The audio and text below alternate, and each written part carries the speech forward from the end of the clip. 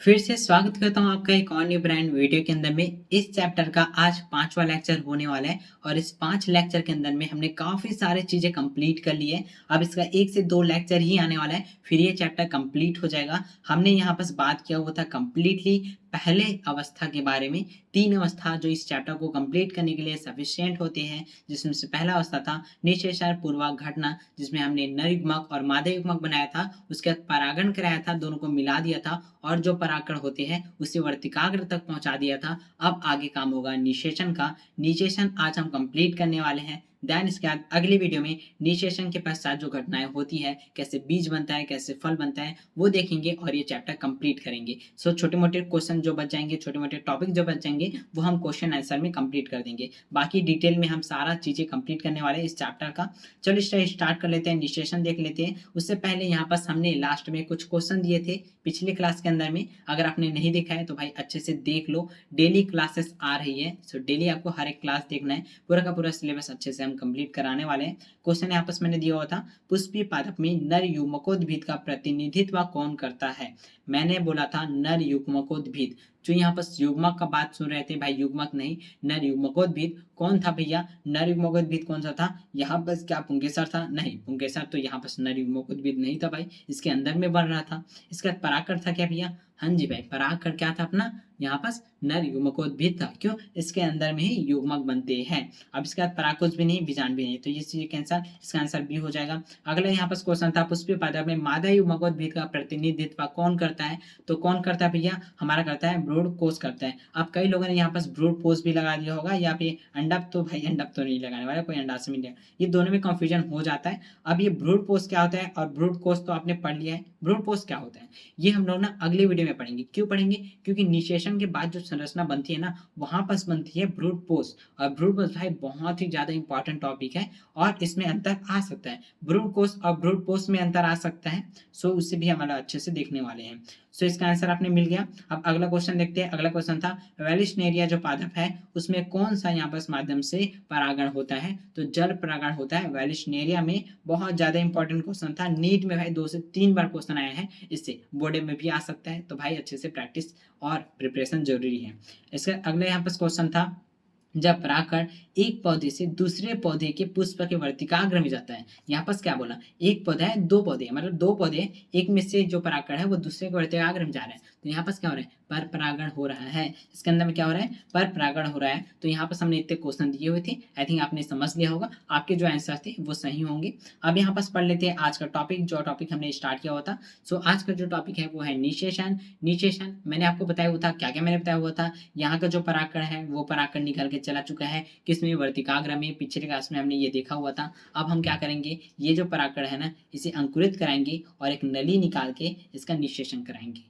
ठीक है भैया, इसमें से जो नर युग्मक है उसे मादा युग्मक तक पहुंचाना है। आप कैसे पूरा का पूरा डिटेल में देखते हैं, कैसे पहुंचाएंगे, हर एक चीज देखते हैं। सबसे पहले आपको अगर पूछा जाए निषेचन क्या होता है, तो निषेचन क्या बोलोगे आप, नर और मादा युग्मक के संलयन, मतलब कि मिलने से जो यहाँ पर क्या बनती है, संरचना बनती है, क्रिया बनती है, समझो, वही आपस निषेचन कहलाती है। मतलब कि नर और मादा युग्मक जो है उसको आपस में मिलाना निषेचन कहलाती है। आवृतबीजीय पौधों में यह जो है भ्रूण कोश के अंदर में होता है। ठीक है भैया, भ्रूण कोश के अंदर में होता है। क्यों? भ्रूण कोश के अंदर में मादा युग्मक होते हैं, और आपको ये बात तो पता है कि नर युग्मक मादा युग्मक में जाके मिलता है, ना कि मादा युग्मक नर में जाके मिलता है। ठीक है, आपको ये समझ में आ रहा होगा। इसके बाद अगला यहाँ पर देख लेते हैं, जो कि इंपॉर्टेंट टॉपिक्स है। इसी का ही मैंने आपको ये बताया हुआ था कि भाई अपना जो नर युग्मक है, मतलब कि जो परागकण है, युग्मकोद्भिद है, वो पहुंच चुका है वर्तिकाग्र के ऊपर में। जैसे ही वर्तिकाग्र के ऊपर में आता है, क्या होता है, यहाँ से ना एक नली निकलती है। वो नली ना कुछ इस तरह से नली निकलती है, उस नली को हम लोग कहते हैं पराग नलिका। जो पराग नलिका है ना, वो सीधे आती है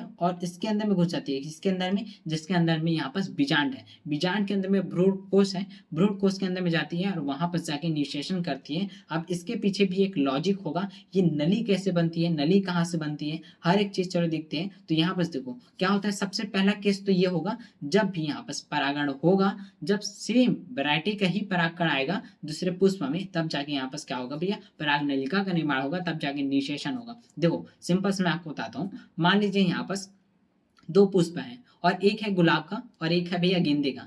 अब बताओ यहाँ पर गेंदे का जो गुलाब है, मतलब गेंदे और गुलाब का यहाँ पर क्या निषेचन होगा? नहीं होगा, क्योंकि दोनों सेम वैरायटी के हैं ही नहीं, दोनों अलग अलग वैरायटी के हैं। इसका परागकण जो है वो बहुत ही ज्यादा अलग होगा।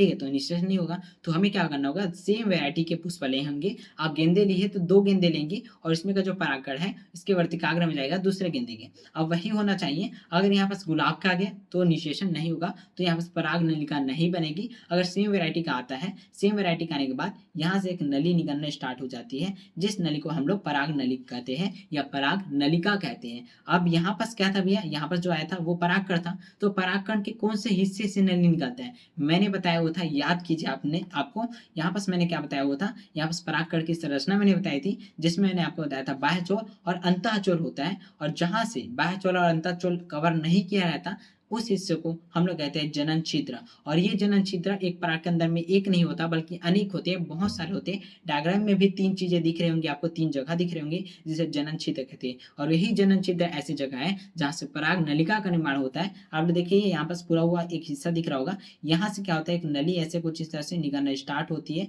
और इस नली के माध्यम से ये जो जनन कोशिका है, ये जो कायिक कोशिका है, वो दोनों आते हैं इसमें ही। और यही जो 2 कोशिका मैंने आपको बताया, जनन और यहाँ पास कायिक कोशिका, दोनों ही युग्मक का काम करेगी, नर युग्मक का काम करेगी। इस परागकण के अंदर में 2 युग्मक होंगे, दोनों इस पराग नलिका के माध्यम से नीचे जाएंगे। अब जैसे ये पराग नलिका के माध्यम से नीचे आते हैं और फिर नीचे आने के बाद ये क्या करती है, बीजांड के अंदर में प्रवेश करती है। अब देखो बीजांड के अंदर में प्रवेश ऐसे ही नहीं होता, 3 कंडीशन में प्रवेश किया जाएगा, 3 ऐसे तरीके होंगे, 30 ऐसे जगह होंगे बोलो, जहां से ये जो पराग नलिका है वो अंदर जाएगी, किसके, बीजांड के अंदर में जाएगी। अब वो तीनों जो यहाँ पास क्या है, अलग अलग रास्ते हैं, उन तीनों को अलग अलग नाम दिया गया है जो कि आपको पता होनी चाहिए।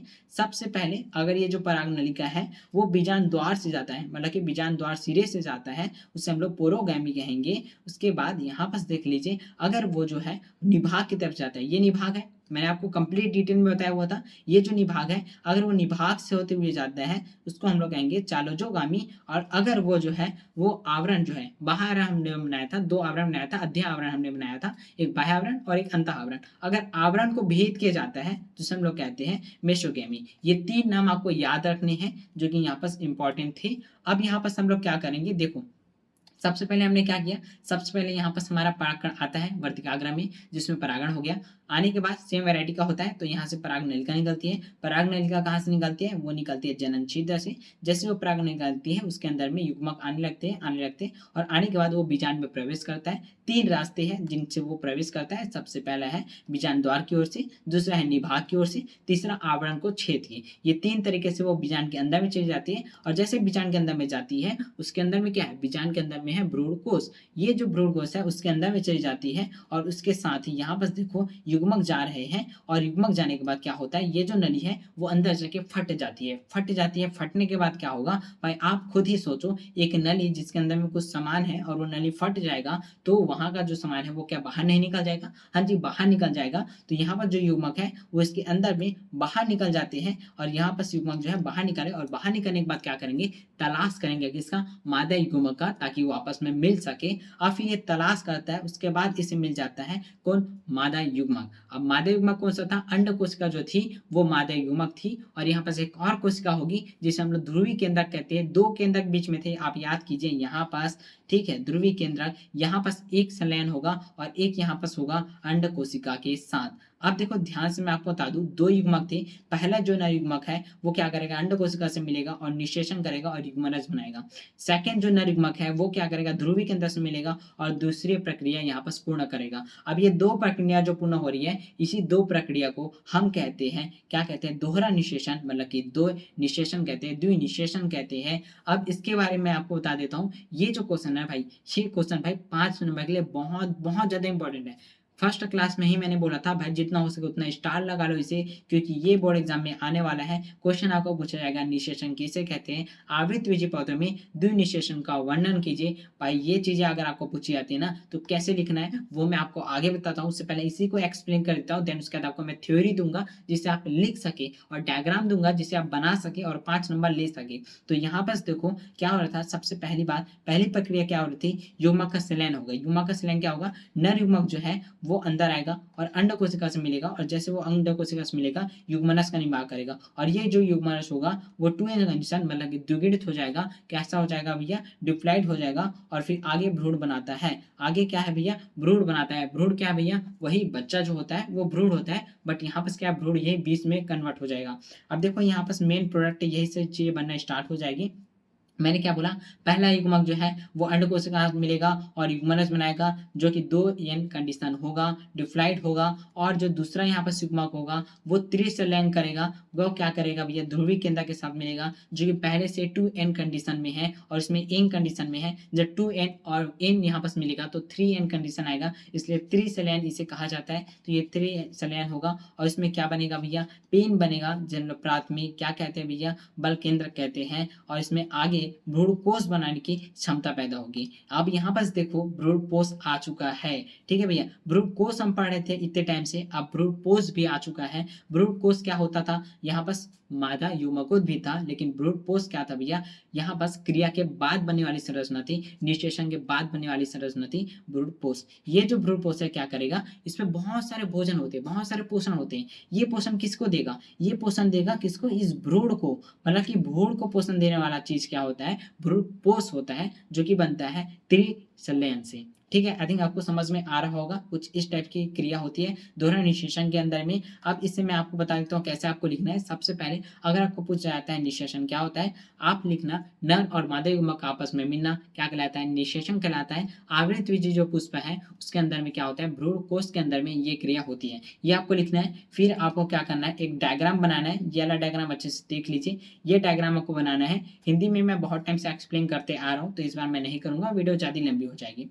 अब यहाँ पर देखो, आप इसे अच्छे से एक्सप्लेन करना है, इस डायग्राम को अच्छे से बना लेना।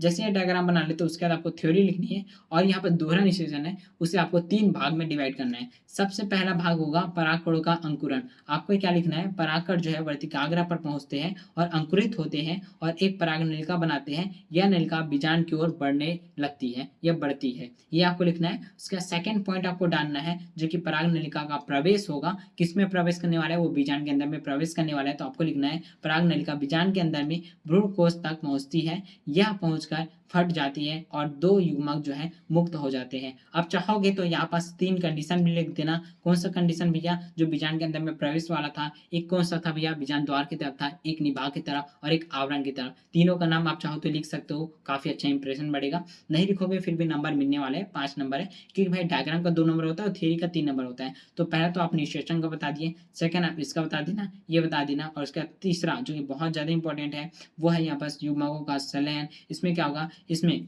सबसे पहला जो युग्मक है वो क्या कर रहा है? अंड कोशिका के साथ मिलेगा, एक सेल से मिलेगा और युग्मनज बनाएगा, जो कि सत्य निषेचन कहलाता है। इसके बाद यहाँ पास आप तीसरे में लिख सकते हो, चाहो तो चौथा पॉइंट भी बना सकते हो। इसमें आपको क्या लिखना है? इसमें लिखना है त्रिसम्मिलित या त्रिसंलयन आपको लिखना है। मैंने आपको बताया था दूसरा जो नर युग्मक है वो द्वितीयक केंद्रक के साथ मिलेगा, जो कि 2n कंडीशन में था ही पहले से। तो जैसे वो मिलेगा क्या होगा भैया? भ्रूणपोष जो है वहां पर निर्माण हो जाएगा, भ्रूणपोष केंद्रक का निर्माण हो जाएगा, पेन का निर्माण हो जाएगा। क्योंकि यहाँ पर 2 बार यहाँ पर निषेचन हो रहा है, इसलिए इसे द्विनिषेचन कहते हैं। इससे भ्रूणपोष जो है उसका निर्माण होता है, जो बीज को विकास के समय में भ्रूण को पोषण देने का काम करता है। सो आपको यही सभी चीजें लिखनी है। और बाकी ये जो क्वेश्चन है ना, इसे मैंने बहुत ही अच्छे तरीके से इस वाले वीडियो में एक्सप्लेन किया हुआ था, चाहो तो आप देख सकते हो। बाकी तो इस लेक्चर में मैंने एक्सप्लेन कर ही दिया है। सो यहाँ पर मैंने कंप्लीट पूरा का पूरा चीज बता दिया है, आप लोग देख सकते हैं। पूरा नोट्स आपको मिल जाएगा हमारे टेलीग्राम और व्हाट्सअप चैनल के अंदर में। ये नोट्स आप बना लेना चाहोगे तो काफी परफेक्ट नोट्स है। बाकी इस लेक्चर के कंप्लीट होने के बाद, इस चैप्टर के कंप्लीट होने के बाद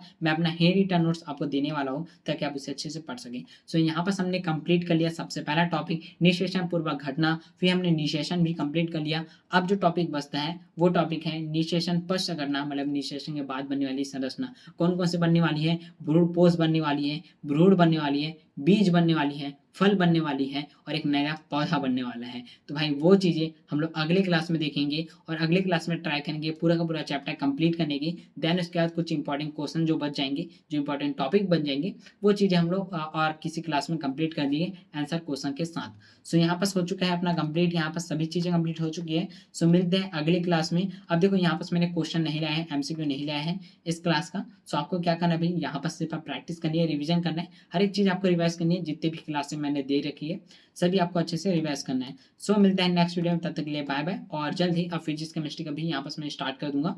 मैं काफ़ी टाइम से सिर्फ़ बायोलॉजी ही ले रहा था क्योंकि ये चैप्टर मुझे जल्दी कंप्लीट करना था। सो मिलते हैं नेक्स्ट वीडियो में, तब तक के लिए बाय-बाय।